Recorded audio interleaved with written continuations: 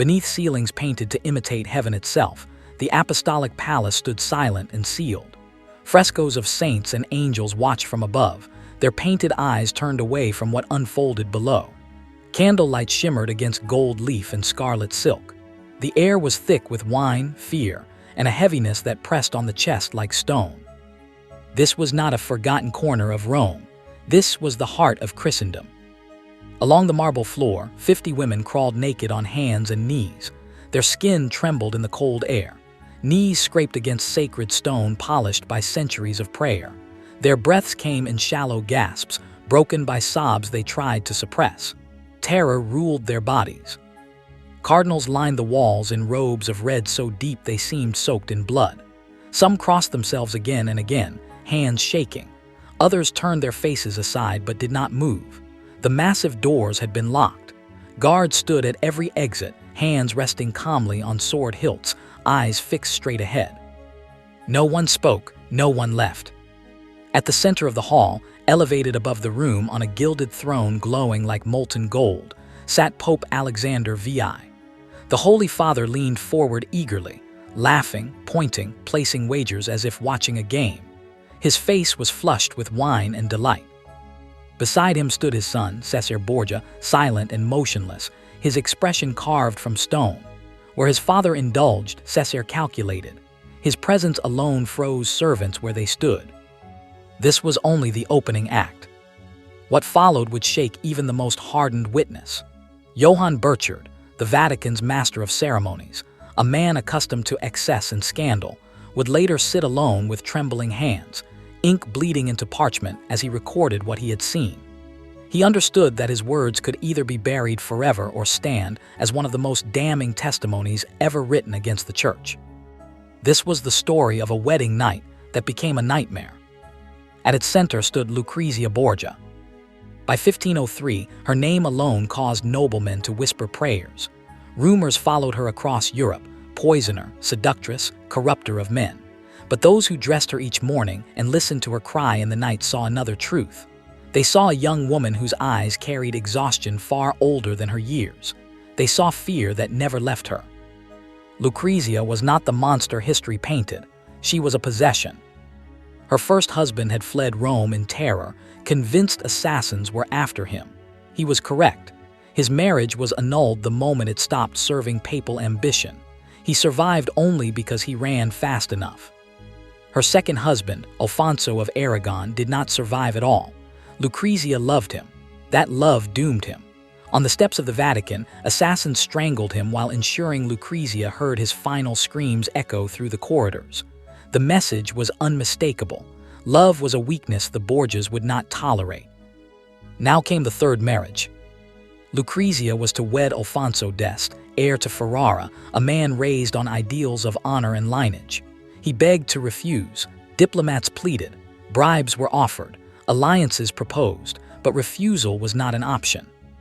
The message from Rome was delivered quietly, brutally. Accept the marriage, or Ferrara would be erased. Excommunication would strip legitimacy. Cesare's armies would destroy everything centuries had built.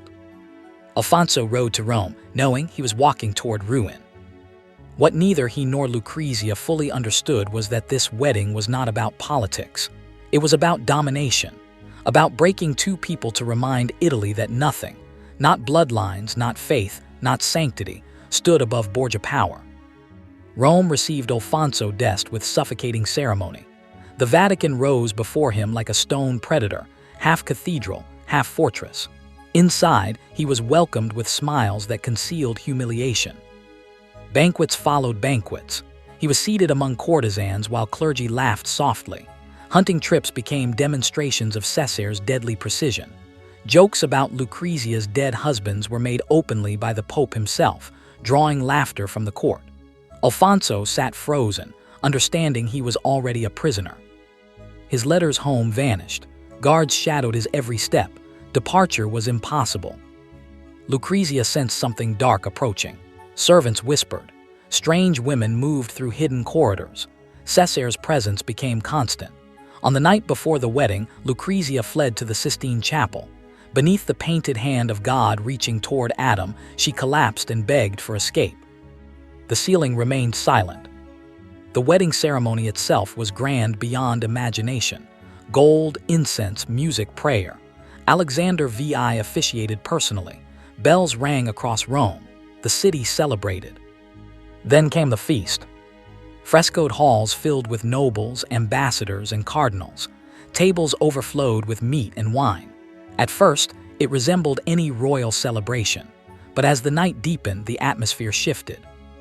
Cesare rose. The doors slammed shut. Guards moved. From side chambers emerged 50 women, dressed in silk and jewels, terror etched into their faces. At Alexander's command, they undressed. Velvet and silk slid to the marble until nothing remained. Chestnuts were scattered across the floor. The women were ordered to crawl and gather them like animals. Cardinals recoiled. Some wept. Some laughed nervously. None resisted. From his throne, Alexander laughed and placed bets. Cesare watched closely, memorizing every face. Lucrezia wept silently. Alfonso felt the world collapse. This was the Vatican transformed into a theater of degradation. At midnight, Alexander silenced the room. The game ended. Then came the final decree. The marriage would be consummated 3 times before witnesses. The doors would remain open. The union would be bound beyond challenge. There was no refusal. Guards ensured obedience. What followed destroyed both bride and groom. No dignity remained. No sanctity survived. The room watched in silence, prayers whispered too quietly to matter. By dawn, the palace stood ruined. Crushed chestnuts stained the floor. Wine soaked the tables. The women huddled in corners, broken. Cardinals stood pale and hollow. Lucrezia lay unmoving, her spirit gone somewhere unreachable. Alfonso sat shaking, his life irreparably shattered. Alfonso d'Este left Rome within days. He never spoke of the night again. Ferrara received him as a ruler, but something within him had died forever. The story spread regardless. Ambassadors sent coded letters. Courts whispered. Europe recoiled in disbelief. The Borgia name became synonymous with corruption incarnate. Lucrezia moved to Ferrara and attempted a quiet life. She funded charities, protected artists, supported culture. Those who knew her privately described a permanent sadness. Her marriage remained hollow, poisoned beyond repair. She died at 39, whispering that she was finally free. Alexander VI died months later amid rumors of poison. Cesare lost power and died violently, abandoned by the world he had terrorized. But the night of October 30, 1503 did not die. Centuries later, Johann Burchard's diary resurfaced, dragging the truth back into the light. Reformers would point to the Borgias as proof of decay, fueling movements that reshaped Europe. Martin Luther and others invoked such corruption as justification for rebellion against Rome. The banquet of chestnuts remains a symbol not only of cruelty but of silence. Cardinals stayed, nobles watched, guards obeyed, fear outweighed conscience. That is the true lesson. Evil does not only rise through monsters, it survives through witnesses who remain silent. The past is not dead. It watches, and it warns.